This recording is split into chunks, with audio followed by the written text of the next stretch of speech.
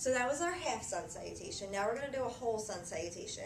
There's a million variations on these, so I'm just going to show you the basic version. You're going to begin at the top of the mat in that mountain pose that we did before, but this time the feet are together. However, if you're not very stable here, if you feel yourself wobbling, you can keep the feet apart. We want the toes spread, weight evenly distributed, palms facing forward. I'm going to inhale my arms up, exhale through heart center, inhale up to the sky, and then exhale, swan dive forward. Again, you can bend the knees if you need to. Then from here, place the hands on the mat, and we're going to step the left foot back into a lunge here. So I want you to just stay here, hugging the midline. You're pulling up through the groin with both legs, and you should feel a good stretch in the hip flexors.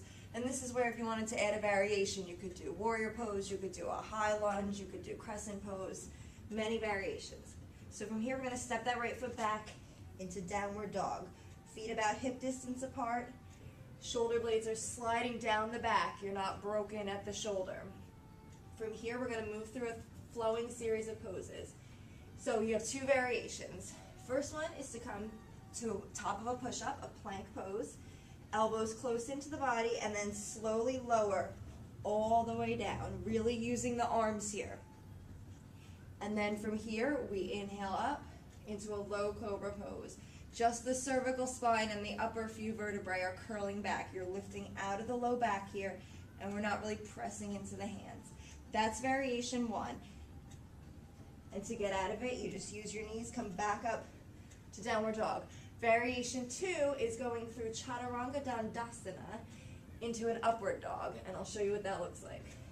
So from the plank pose, elbows close into the body, we come up into upward dog. The pelvis is not on the mat. If you're a beginner, you can keep the toes tucked, otherwise roll through the toes here. And then I like to add an extra push-up for upper body strength. And you push back into downward dog. So two variations. Then from here, the left leg is going to step forward into that same lunge. And again, hug the midline. You want the legs moving toward one another. And then we're going to come to a standing forward bend here, bringing that back leg up, back into the standing forward bend.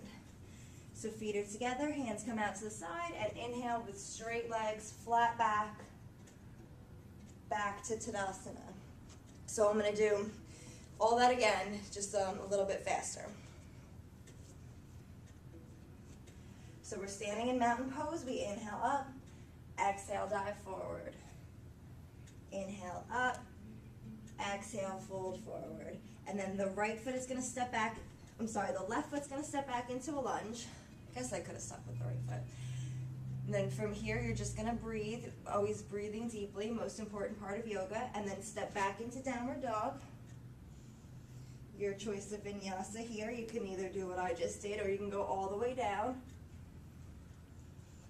And then the other leg is going to step through into a lunge, breathing here, stretching out the hips, and then the back foot comes forward, forward bend, inhaling back up to standing.